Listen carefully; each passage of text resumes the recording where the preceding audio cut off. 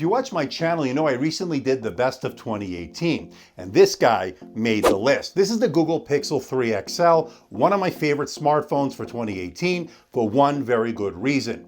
This has the best camera setup on any smartphone in 2018. Hey everybody, it's Andrew, and this is my review of the Google Pixel 3 XL. Coming up.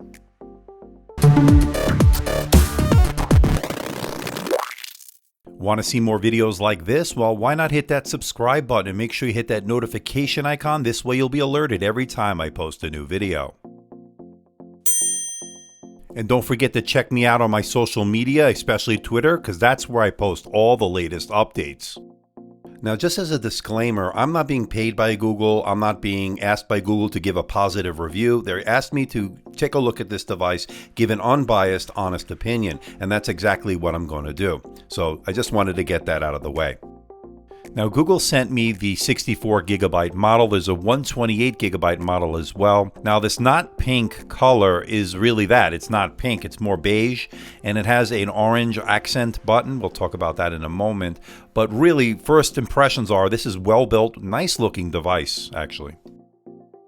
Now, holding the Pixel 3 XL for the first time, first things come to mind, really good finish. I like this matte glass finish on the back. It's very premium and it feels really great.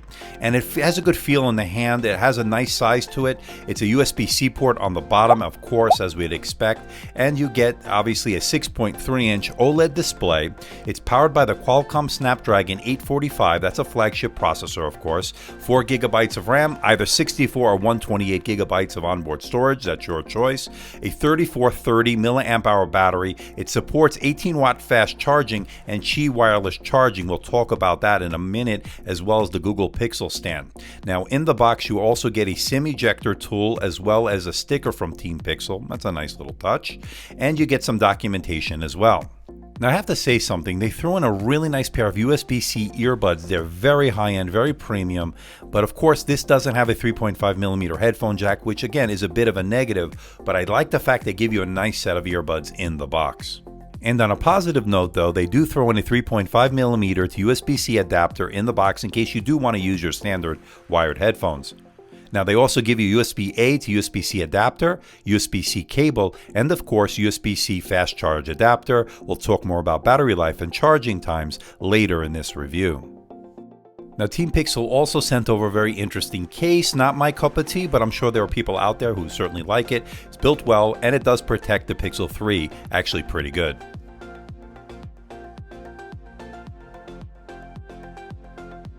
Now, turning it on for the first time, the first thing you're going to notice is the notch. It's a little bit more pronounced, obviously, than other smartphones, but they do have some functionality added into that notch. We'll talk more about that in just a little bit.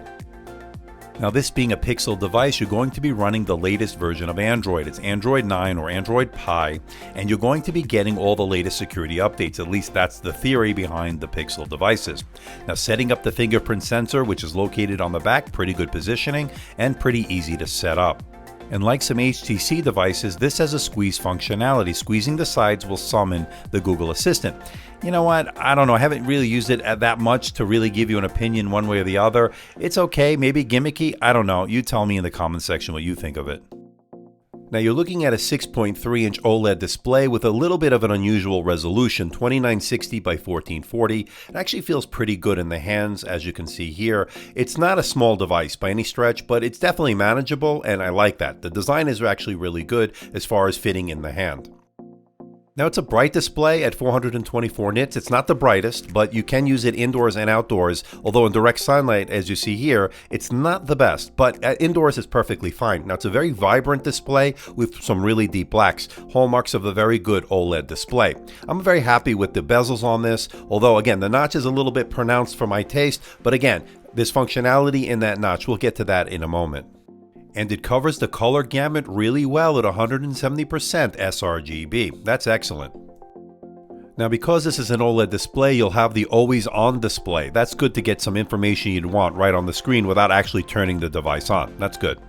But without a doubt, the star of this show are the cameras. Now, let's start with the front-facing dual cameras on the front. That's right, dual cameras implemented here.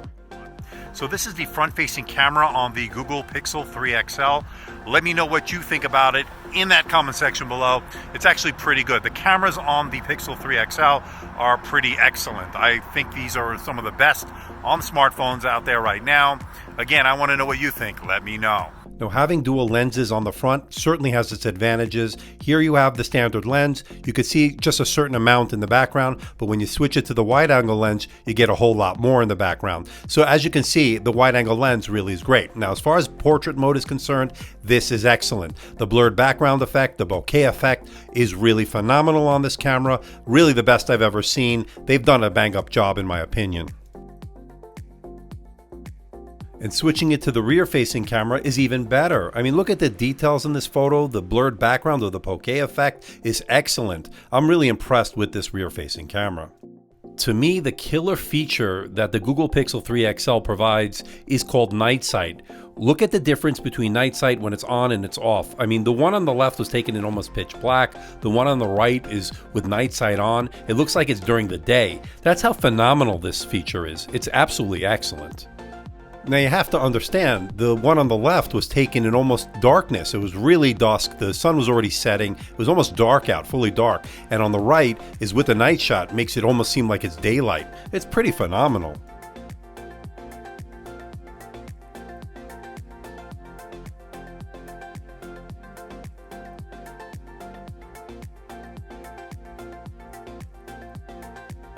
I mean, take a look at this. Look at the detail in this photo. I mean, this is a phenomenal camera on the back. They could do with one lens what other manufacturers can't do with multiple lenses. I mean, this is pretty amazing. Check out some of these examples.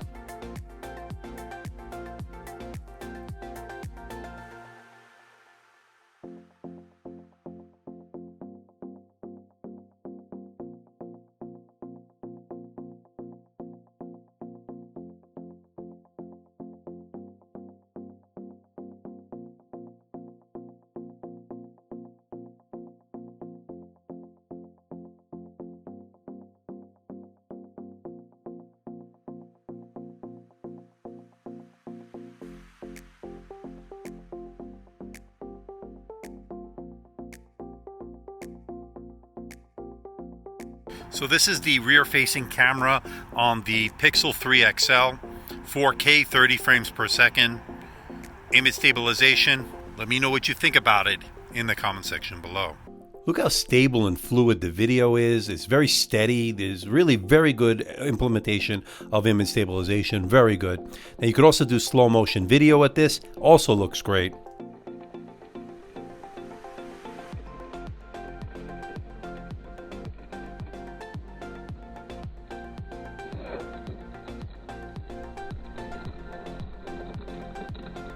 Well, you're probably wondering, well, how's the performance? Since this is a flagship processor, the Snapdragon 845, and here, as you can see from the Geekbench 4 test, it did well. Although it wasn't the best in its category, that belongs to the iPhone XS, but this did well in its own right. Now, as you can see from the Antutu benchmark, here you can see it can game, it can do everything you'd want, as any other flagship would do. So performance has been very good, no issues with that. And as far as endurance is concerned, under normal use, you're looking at about a day's worth of battery on a single charge. It did 9 hours and 38 minutes on my continuous web surfing test over Wi-Fi at 150 nits. It did pretty well, as you can see, when you compare it to its competition. Although it wasn't the best, it certainly was solid in its own right. Now, if you do need to plug in, remember it supports 18-watt fast charging, although it wasn't the fastest I've ever seen. It actually took 2 hours and 49 minutes for a full charge, which wasn't great, by the way. So that's something interesting to take a look at. Now, Team Pixel did send over the Pixel stand. It's a wireless charger, it uses the Qi standard, and as you can see, it looks pretty nice. It has a nice rubber finish on the bottom so it won't slip off the table. That's a nice little touch there. You get some documentation in the box, as well as your power supply and your USB-C cable. And setup was obviously pretty easy, and it looks nice on a table with that orange and white theme going on here. And as you can see, it does work well. It does charge pretty fast, but again, this will also give you some added functionality such as summoning the Google Assistant and showing videos, photos, etc. You can set it up. I'll maybe do a separate video on this, but overall I think it's pretty nice. Now there are two front-facing speakers, one in the earpiece and one on the bottom towards the chin, and really sound good, and let's hear it in action.